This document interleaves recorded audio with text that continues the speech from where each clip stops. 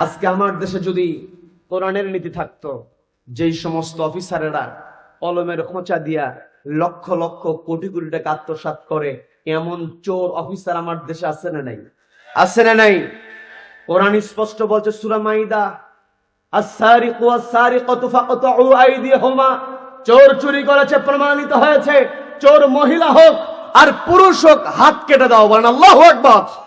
আজকে আমার দেশে যেই সমস্ত দুর্নীতিবাজেরা কলমের খোঁচা দিয়া লক্ষ লক্ষ কোটি কোটি টাকা আত্মসাৎ করছে, চুরি করছে, দুর্নীতি করছে, এই সমস্ত দুর্নীতিবাজ অফিসারদের কোন দুর্নীতি প্রমাণিত হওয়ার পরে শুধু সাসপেন্ড নয়, দুর্নীতি প্রমাণিত হওয়ার পরে ওই দুর্নীতিবাজ অফিসারের চুরির দায়ে যদি ওই দুর্নীতি অফিসারের হাত যদি ওই বাইতুল মাকারমের সামনে কিংবা সুপ্রিম কোর্টের সামনে কিংবা হাইকোর্টের সামনে দুর্নীতিবাজ একটা অফিসারের হাত যদি কেটে দেওয়া হতো, আর গোটা দেশে যদি ওই দৃশ্য সরাসরি সম্প্রচার করা হতো, ওই দৃশ্য দেখে মুহূর্তের মধ্যে দেশের বাকি চোর অফিসার গুলো ভালো হয়ে যেত। কথা বলেন ঠিক কিনা?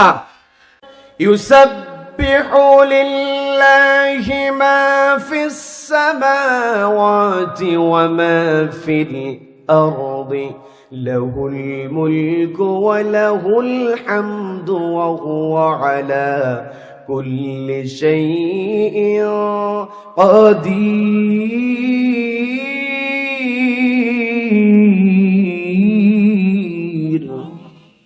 আল্লাহ বলছেন ইউসাব্বিহু লিল্লাহি মা ফিস সামাওয়াতি ওয়া মা ফিল আরদ, আসমান এবং জমিনের যা কিছু আছে ইউসাব্বিহু লিল্লাহ, আল্লাহর নামে তাসবিহ জ্ঞাপন করছে।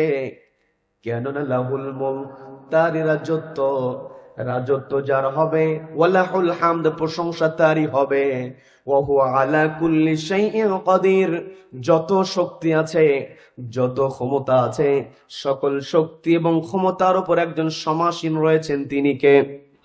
সবাই একটু কষ্ট করে বলেন তো, তিনি কে? এর দ্বারা বোঝা যায়, ডিলেটা বন্ধ করে দেন, শুধু ডিলে বন্ধ।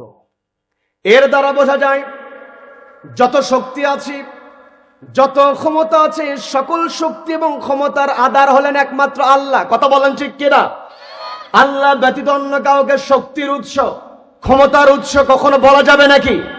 আল্লাহ ব্যতীত অন্য কাউকে শক্তির উৎস, ক্ষমতার উৎস যারা মনে করবে, তারা কখনো মুসলিম হতে পারে না, তারা হলো মুনাফিক। কথা বলেন ঠিক কিনা?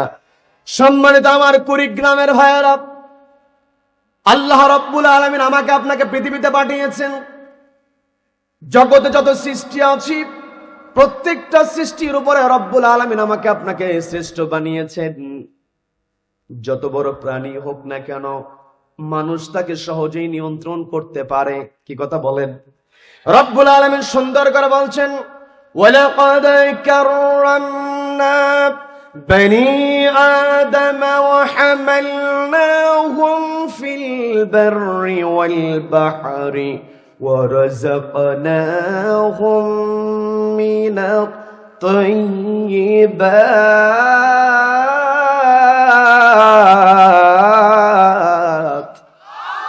আল্লাহ বলছেন লাকাদ কাররামনা বানি আদম, আদম সন্তানকে আমি সম্মানিত করেছি। ওয়াহামালনাহুম ফিল বাররি ওয়াল বাহর, মাটিতে এবং পানিতে চলার জন্য তাদেরকে আমি বাহন দিয়েছি। ওয়ারাযাকনাহুম মিনাত তাইয়্যিবাত, তাদেরকে আমি দিয়েছি পবিত্র রিজিক। রিজিকটা হতে হবে পবিত্র। সবাই একটু কথা বলেন তো, রিজিক কি হতে হবে? পবিত্র রিজিক হতে হবে। কথা হলো, যেই ব্যক্তি অবৈধ উপায়ে, অসৎ উপায় অবলম্বন করে সম্পদ অর্জন করে, তার রিজিক কি আর পবিত্র থাকে নাকি? পবিত্র থাকে না। যেই ব্যক্তির রিজিক পবিত্র থাকবে না, যেই ব্যক্তির ইনকাম পবিত্র থাকবে না, হালাল ইনকাম যার থাকবে না, আল্লাহর কাছে তার বিন্দু পরিমাণ কোনো সম্মান নাই। কথা বলেন ঠিক কিনা? আমার আপনার সম্মান আল্লাহর কাছে যদি আমি আপনি পেতে চাই, আল্লাহকে ভয় করতে হবে। আর যার ভিতরে আল্লাহর ভয় আছে, ও কখনো হারামখোর হতে পারে না। কথা বলেন ঠিক কিনা? কিন্তু কষ্ট নিয়ে বলতে হয়, আমার দেশে হারামখোর আছে না নাই? হারামখোরের দাপট আছে না নাই? কম না বেশি? হারামখোরের সংখ্যা কম না বেশি? হারামখোরের সংখ্যা কম, কিন্তু হারামখোরের দাপট বেশি। কি কথা বলেন?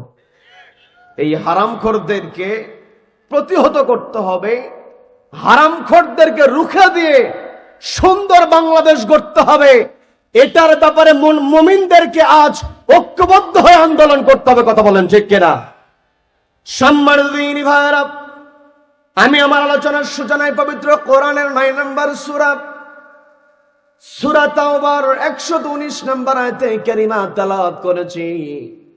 এই আয়াতের সঙ্গে পবিত্র কোরআনের 3 নম্বর সূরা তাওবার 110 নম্বর আয়াতের খণ্ডিত অংশ তেলাওয়াত করেছি। এই দুইটা আয়াতকে সমন্বয় করে কিছু কথা রব্বুল আলামিন আমাকে আমল করার নিয়ত বলার এবং আপনাদেরকে শ্রবণ করার তৌফিক দান করুন। বলেন আমিন, বলেন আমিন। সম্মানিত আমার নাগেশ্বরীর ভাইয়ারা, কথাগুলো বোঝার চেষ্টা করেন। আল্লাহ আমাকে আপনাকে ডাক দিয়ে বলছেন, ইয়া আইয়ুহাল্লাযীনা আমানু ইত্তাকুল্লাহা ওয়া কুনু মা'আস সাদিকিন।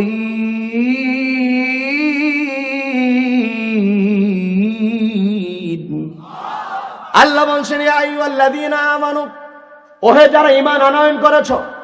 আল্লাহ কিন্তু সবাইকে ডাক দেন নাই। আল্লাহ বলছেন আল্লাযীনা আমানু, ওহে যারা ঈমান আনয়ন করেছো। ঈমানটা আনতে হবে একজনের উপরে, তিনি কে? আমরা কি আল্লাহকে দেখেছি নাকি? আল্লাহকে না দেখে আমি আপনি ঈমান আনয়ন করেছি। যারা আল্লাহকে না দেখে ঈমান আনয়ন করে, গায়েবের প্রতি যারা বিশ্বাস স্থাপন করে, তারা হয়ে যায় মুত্তাকি বান্দা। কি কথা বলেন? পবিত্র কোরআনের সূরা বাকারার শুরুতে আল্লাহ বলছেন, আল্লাযীনা ইউমিনুনা বিল গায়বি ওয়া ইউকিমুনাস সালাতা ওয়া মিম্মা রাযাকনাহুম ইউনফিকুন। আল্লাহ বলছেন, আল্লাযীনা ইউমিনুনা বিল গায়ব, যারা গায়েবের প্রতি ঈমান আনয়ন করবে। আমরা আল্লাহকে দেখি নাই, জান্নাত জাহান্নাম দেখি নাই, ফেরেশতা দেখি নাই, তারপর আমাদের ঈমান আছে না নাই? আল্লাহ আমাদেরকে ডাক দিয়ে বলছেন, আল্লাযীনা আমানু, যারা ঈমান আনয়ন করেছে, ইত্তাকুল্লাহ, আমি আল্লাহ আমাকে ভয় করো। আমার আপনার এই পৃথিবীতে সবচাইতে বড় অর্জন হলো আমি আপনি কতটুকু আল্লাহকে ভালোবাসতে পেরেছি, আল্লাহকে কতটুকু ভয় করতে পেরেছি। আমার আপনার সম্পদের পাহাড় থাকতে পারে, আমার আপনার সুন্দর চেহারা থাকতে পারে, আমার আপনার সফল ব্যবসা থাকতে পারে, কিন্তু আমার আপনার ভিতরে যদি আল্লাহর ভয় না থাকে, বিন্দু পরিমাণ সম্মান আমি আল্লাহর কাছে পাবো না। কি কথা বলেন? রব্বুল আলামিন সুন্দর করে বলছেন, ইন্না আকরামাকুম ইনদাল্লাহি আতাকাকুম ইন্নাল্লাহা আলীমুন খাবীর।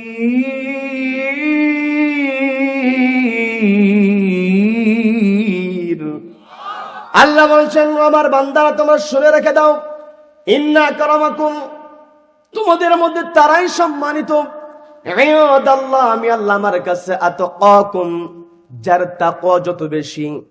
তার মানে গোটা জগতের সৃষ্টির মধ্যে রব্বুল আলামিন মানুষকে সম্মান দিয়েছেন, আবার মানুষের মধ্যে তারাই আল্লাহর কাছে সম্মানিত হয় যারা যত বেশি আল্লাহকে ভয় করে। আমার কথা কি বুঝতে আপনাদের কষ্ট হচ্ছে নাকি?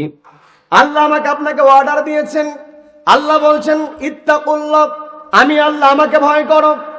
এরপরে রব্বুল আলামিন গুরুত্বপূর্ণ একটা কথা বললেন, সেটা হলো ওয়াকুনু মা'আস সাদিকিন, সত্যবাদীদের সঙ্গী হয়ে যাও। আল্লাহকে ভয় করতে হবে, আবার সত্যবাদীদের সঙ্গী হতে হবে। সত্যবাদী ছাড়া মিথ্যাবাদীরা কখনো মুসলমানের সঙ্গী হতে পারে না। কথা বলেন ঠিক কিনা? সত্যবাদীদের সঙ্গী হতে হবে। এখন আমি যদি আপনাদেরকে একটা প্রশ্ন করি, এই পৃথিবীতে সবচাইতে বেশি সত্য, মহাসত্য হলো একটি কিতাব। সবাইকে বলতে হবে সেই কিতাবের নাম কি? এই কিতাব যাদের সঙ্গে আছে, যাদের কাছে আছে, আমার আপনার তাদেরই সঙ্গী হতে হবে। আল্লাহর কোরআন যাদের কাছে নাই, মুসলমান কখনো তাদের সঙ্গী হতে পারে না। কথা বলেন ঠিক কিনা? এটা আমার ব্যক্তিগত কোনো কথা নয়। আল্লাহ বলছেন, আমি আল্লাহ আমাকে ভয় করো, ওয়াকুনু মা'আস সাদিকিন, সত্যবাদীদের সঙ্গে হয়ে যাও। আর এই পৃথিবীতে সবচেয়ে বড় সত্য হলো মহাগ্রন্থ আল কোরআন। এটা এমন একটি কিতাব, এই কিতাবের মধ্যে কোনো প্রকার ভুল আছে নাকি? ভুল তো দূরের কথা, দেয়ার ইজ নো ডাউট। বলেন আল্লাহু আকবার, বলেন আল্লাহু আকবার। যালিকাল কিতাবু লা রাইবা ফীহি হুদাল লিল মুত্তাকিন।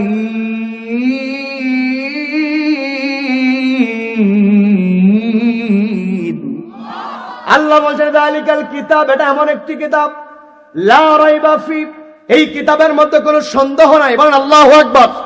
হুদাল লিল মুত্তাকিন, এই কিতাবটা হলো মুত্তাকিদের জন্য গাইডলাইন। তার মানে আমরা যদি নিজেদেরকে মুত্তাকি দাবি করি, এই কোরআনকে দেখে দেখে আমাকে আপনাকে পথ চলতে হবে। কি কথা বলেন? নবীজি স্পষ্ট বললেন, মান জাআলাহু আমামাহু কাদাহু ইলাল জান্নাহ। নবীজি স্পষ্ট বলছেন, মান জাআলাহু আমামাহু, যেই ব্যক্তি এই কোরআনটাকে তার ইমাম বানিয়ে নিতে পারবে। কি বানিয়ে নিতে পারবে বলেন? একটু জোরে বলেন, কি বানাতে পারবে?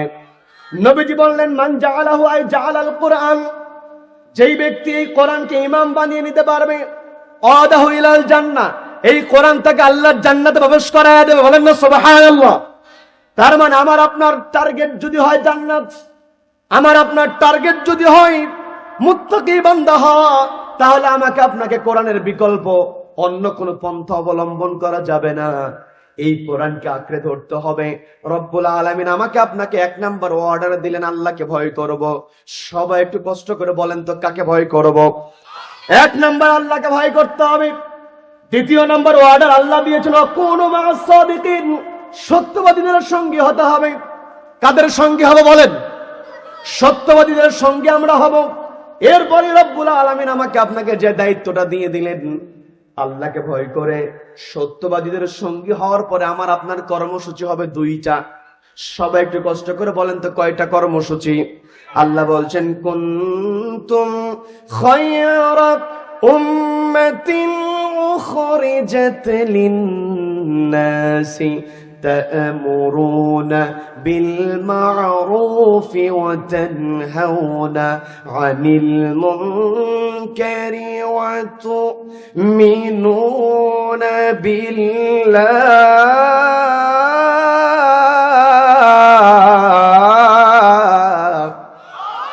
আল্লাহ বলছেন, আমার বান্দারা, কুনতুম খায়রা উম্মাহ, তোমরা সত্যবাদীদের সঙ্গী হয়ে এমন একটা উম্মাহ তোমরা হতে পারবে, তোমরা ভালো উম্মাহ হতে পারবে, খায়র উম্মাহ হতে পারবে, শ্রেষ্ঠ জাতি হতে পারবে। আমরা সবাই শ্রেষ্ঠ জাতি হতে চাই কি চাই না? সত্যবাদীদের সঙ্গী হব, সত্যবাদীরা একত্রিত হয়। আমি আপনি যদি শ্রেষ্ঠ উম্মাহ হতে চাই, শ্রেষ্ঠ জাতি হতে চাই, রব্বুল আলামিন বললেন, তা'মুরুনা বিল মা'রুফ, তোমাদের দায়িত্ব হলো এক নম্বরে তোমরা সৎ কাজের আদেশ দেবে।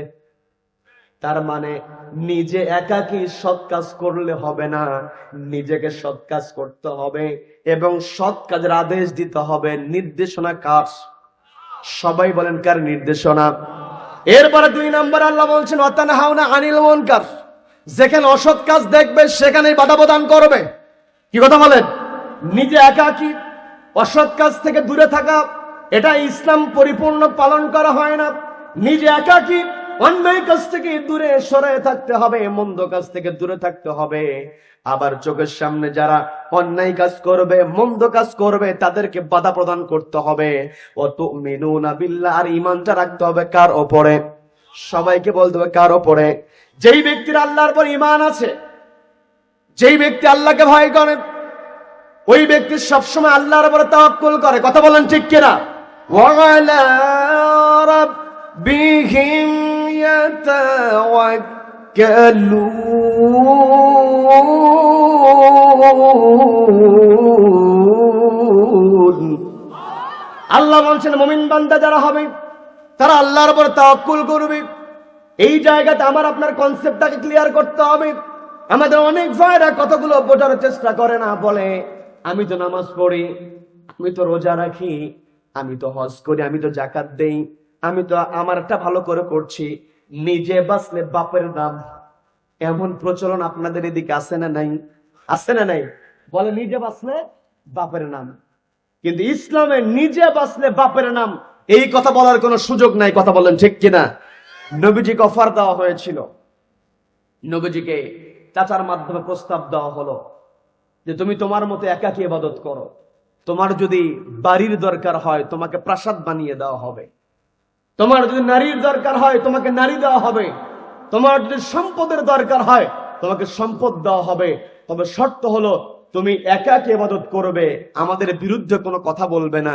নবীজি তার চাচাকে বললেন, চাচা আপনি তাদের প্রস্তাবটা ফিরিয়ে দিন, তারা তো আমাকে দুনিয়ার সম্পদের লোভ দেখিয়েছে, যদি আমার এক হাতে সূর্য আর এক হাতে চন্দ্র দেওয়া হয় তবু আমি এই প্রস্তাব প্রত্যাখ্যান করব না। লা ইলাহা ইল্লাল্লাহ, আল্লাহর বিধান ছাড়া কোনো বিধান চলতে পারে না, এই দাওয়াত থেকে আমি বিন্দু পরিমাণ পিছপা হব না। বলেন আল্লাহু আকবার। যদি একাকী ইবাদত করে পার পাওয়া যেত, নবীজিকে মক্কা থেকে মদিনায় হিজরত করতে হতো না। কথা বলেন ঠিক কিনা? নবীজি মক্কা থেকে মদিনায় হিজরত করতে বাধ্য হয়েছেন। নবীজি ওই তৎকালীন কাফেরদের সঙ্গে নবীজির কোনো দ্বন্দ্ব ছিল না, নবীজির সঙ্গে তাদের দ্বন্দ্ব হয়েছিল। নবীজি শুধুমাত্র বলেছিলেন সৃষ্টি যার হবে আইনও তারই চলবে। কি কথা বলেন? কি কথা বলেন? এই যে আমি আপনি কোরআন নিয়ে বসেছি, এই কোরআনের মধ্যে এমন কোন বিষয় নাই যেটা আল্লাহ ঢুকিয়ে দেন নাই। কথা বলেন ঠিক কিনা? এই যে কোরআন আছে, এই কোরআনের মধ্যে আল্লাহ নীতি ঢুকিয়ে দিয়েছেন। আল্লাহ আমাকে আপনাকে দুইটা কর্মসূচি দিয়েছেন। সবাই একটু কষ্ট করে বলেন কয়টা কর্মসূচি? দুইটা কর্মসূচি আমরা এখান থেকে মুখস্থ করে যাব। বলি ইনশাআল্লাহ, বলি ইনশাআল্লাহ। দুইটা কর্মসূচি রব্বুল আলামিন আমাকে আপনাকে দিয়েছেন, সেটা হলো সৎ কাজের আদেশ দিতে হবে, অসৎ কাজে বাধা প্রদান করতে হবে। এখন যদি আমি আপনাদেরকে প্রশ্ন করি, আমার দেশে অসৎ কাজ মন্দ কাজ আছে না নাই? কম না বেশি? আমার দেশে চুরি আছে না নাই? দুর্নীতি আছে না নাই? কম না বেশি? দিন দিন বাড়ছে না কমছে? শিক্ষিত বাড়ছে না কমছে? শিক্ষিত বাড়ছে, দুর্নীতিও বাড়ছে। আসলে কথা তো হওয়া উচিত ছিল শিক্ষিত বাড়ছে, দুর্নীতি কমছে। কিন্তু কষ্ট নিয়ে বলতে হয়, আমার দেশে যে যত বড় শিক্ষিত সে তত বড় চোর, যার চেয়ার যত বড় সে তত বড় ডাকাত। একটাই কারণ, একটি কিতাবের নীতির অভাব। সেই কিতাবের নাম কি? নবীজির সুন্নাত, নবীজির আদর্শ আমার আপনার জন্য বাধ্যতামূলক একজন করে দিয়েছেন। তিনি কে? আমি আপনি দাড়ি রেখেছি, আমাদের ভাইয়েরা এখানে টুপি মাথায় দিয়েছে, আমরা লম্বা জামা পরেছি, জুব্বা পরেছি। এগুলো পরার কারণ হলো আমাদের নবীর মুখে দাড়ি ছিল, নবীজির মাথায় টুপি ছিল, আমার ভাই পাগড়ি পরে আছে, নবীজির মাথায় পাগড়ি ছিল। এই জন্য নবীজিকে অনুসরণ করে, নবীজিকে অনুসরণ করে আল্লাহ আমাদের জন্য বাধ্যতামূলক করে দিয়েছেন। আল্লাহ বলছেন, লাকাদ কানা লাকুম ফি রাসূলিল্লাহি উসওয়াতুন হাসানা। নবীজি হলেন আমাদের জন্য বেস্ট ক্যারেক্টার। কি কথা বলেন? কি কথা বলেন? বেস্ট ক্যারেক্টার হচ্ছেন নবীজি। নবীজির ক্যারেক্টার অনুসরণ করতে গিয়ে আমরা দাড়ি রেখেছি, টুপি মাথায় দিয়েছি, পাগড়ি মাথায় দিয়েছি, লম্বা জামা পরেছি। এগুলো সুন্নাত।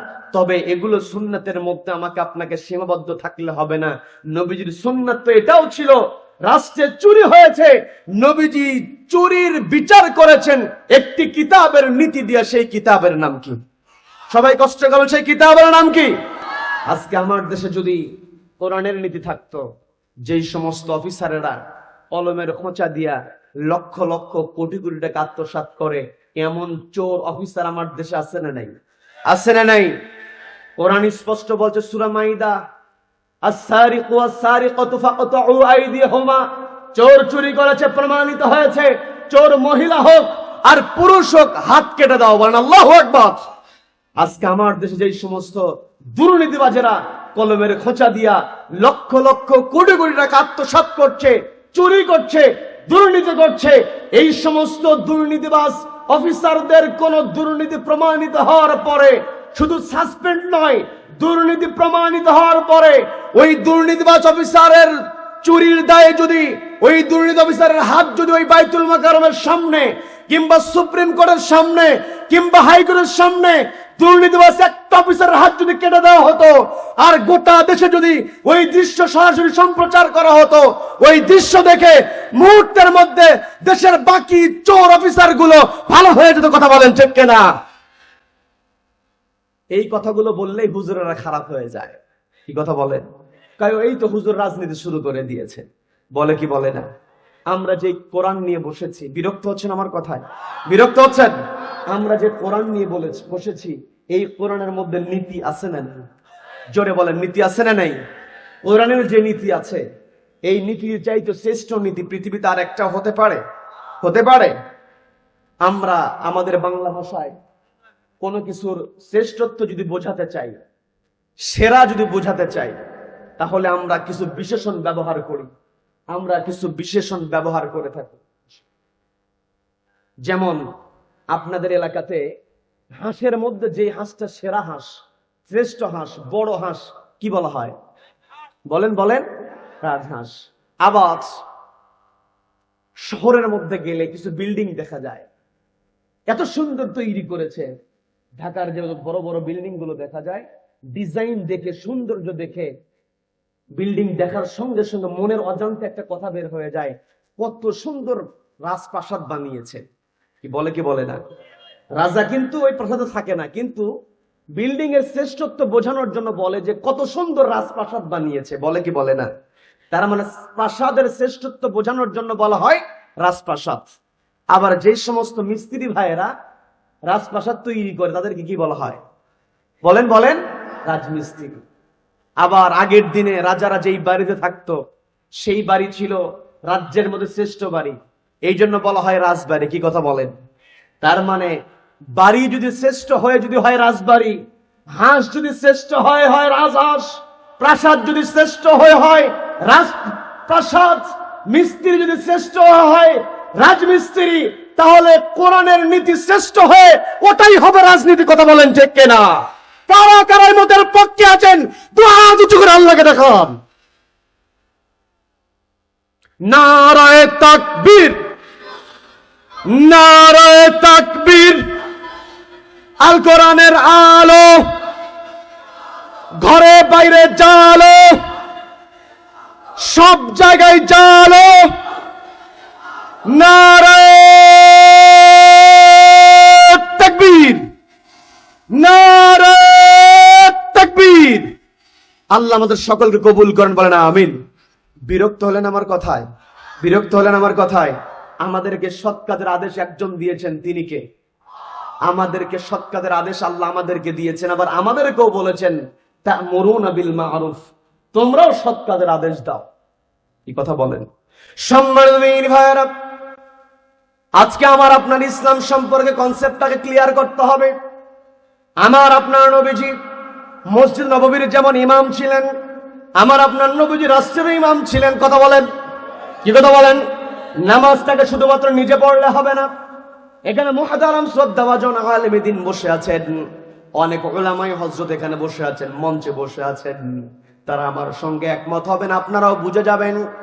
আল্লাহ রাব্বুল আলামিন গোটা কোরআনের যেই জায়গাতে নামাজের কথা বলেছেন, 82 জায়গায় রাব্বুল আলামিন নামাজের কথা বলেছেন, নামাজ কায়েমের কথা বলেছেন। নামাজটাকে আল্লাহ রাব্বুল আলামিন প্রতিষ্ঠিত করতে বলেছেন শুধুমাত্র পবিত্র কোরআনের একটা জায়গা। যেই জায়গাতে রব্বুল আলামিন নামাজটাকে পড়তে বলেছেন, সেটা হলো সবচাইতে ছোট সূরা। কি নাম? পবিত্র কোরআনের সবচাইতে ছোট সূরার নাম কি? সূরা কাউসার। সূরা কাউসারের মধ্যে আল্লাহ বলছেন ফাসাল্লি লিরাব্বিকা ওয়ানহার, তোমরা রবের জন্য নামাজটাকে সম্পন্ন করো, নামাজ আদায় করো, কুরবানি করো। একটা জায়গায় রব্বুল আলামিন নামাজটাকে সম্পন্ন করতে বলেছেন, আর গোটা কোরআনের প্রত্যেকটা জায়গায় রব্বুল আলামিন নামাজটাকে প্রতিষ্ঠা করার জন্য বলেছেন। তার মানে এর দ্বারা ক্লিয়ার হয়ে যায় আমাকে আপনাকে নিজে নামাজ পড়তে হবে, নামাজ কায়েমের আন্দোলন করতে হবে। কথা বলেন ঠিক কিনা? আমাকে আপনাকে সৎ কাজ করতে হবে, সৎ কাজের আদেশ দিতে হবে। আজকে আমাকে আপনাকে যদি প্রশ্ন করা হয়, দিন দিন আমাদের সমাজের শিক্ষিত মানুষ বাড়ছে, আমরা প্রশ্নের জবাব দিয়ে দেই যে হ্যাঁ বাড়ছে। তবে কষ্ট নিয়ে বলতে হয়, আজকে আমার দেশে শিক্ষিত মানুষ আছে, কিন্তু কোরআন তেলাওয়াত করার মানুষের সংখ্যা বড়ই কম। কি কথা বলেন? বড় বড় ডিগ্রি অর্জন করেছে, পিএইচডি হোল্ডার হয়েছে, একাধিক পিএইচডি নিয়েছে, অথচ কোরআন পড়তে পারে না, এমন লোক আছে না নাই? আজকে আমি আপনি আমার আপনার সামনে কোরআনটা কি তেলাওয়াত করছি, আমার আপনার জন্য কোরআন তেলাওয়াতের সুযোগ এসেছে। এই কোরআন তেলাওয়াতের সুযোগ, কোরআনের দাস দেওয়ার সুযোগটাকে কাজে লাগাতে হবে, মানুষকে প্রকৃত কোরআন বোঝাতে হবে। কথা বলেন ঠিক কিনা? কোরআন আমাকে আপনাকে বুঝতে হবে। আজকে আমি আপনি ওপেন প্লেসে কোরআন তেলাওয়াত করছি, আমার আপনার নবী বিশ্ব নবী জনাবে মুহাম্মদুর রাসূলুল্লাহ, সবাই বলি সাল্লাল্লাহু আলাইহি ওয়াসাল্লাম। নবী যখন কোরআন পেয়েছেন, নবী যখন কোরআন পেলেন, কোরআন পাওয়ার পরে নবীজির শুরুর দিকে প্রকাশ্যে কোরআন তেলাওয়াতের জন্য নবীজির সামনে পরিবেশ ছিল না। নবীজি সরাসরি প্রকাশ্যে কোরআন তেলাওয়াত করতে পারতেন না। নবীজি কোন সাহাবীর ঘরের মধ্যে কোরআন তেলাওয়াত করতেন, নবীজি কোন পাহাড়ের পাদদেশে কোরআন তেলাওয়াত করতেন, গুহার মধ্যে সাহাবীদেরকে নিয়ে কোরআন তেলাওয়াত করতেন। নবীজির জন্য কোরআন তেলাওয়াত সহজ ছিল না। নবীজি কোরআন তেলাওয়াত করেছেন গোপনে গোপনে। কিছুদিন পূর্বে আমার দেশে 2 বছর পিছনে যদি তাকানো হয়, তাফসীর মাহফিলের অনুমতি পাওয়া যায় নাই। কথা বলেন ঠিক কিনা? কি কথা বলেন?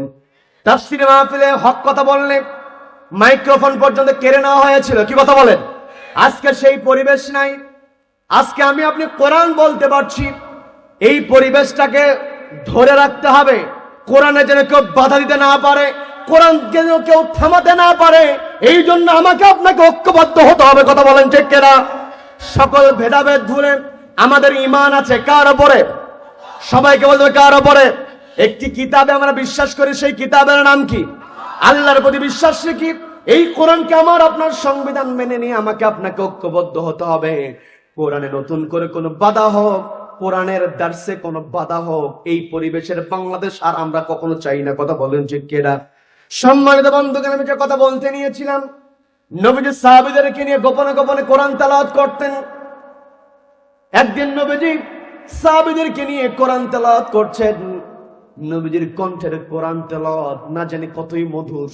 কি কথা বলেন? আমরা যখন ভাঙ্গা কণ্ঠে কোরআন তেলাওয়াত করি, দিলটা ঠান্ডা হয়ে যায়। এই যে আজকের প্রধান আকর্ষণ, যিনি গোটা দুনিয়া যাকে কোরআনের পাখি হিসেবে চেনে, তিনি যখন কোরআন থেকে তেলাওয়াত করেন, দিলটা নরম হয়ে যায়। আমরা চাতক পাখির ন্যায় তাকিয়ে তাকিয়ে কোরআন শুনি। কি কথা বলেন?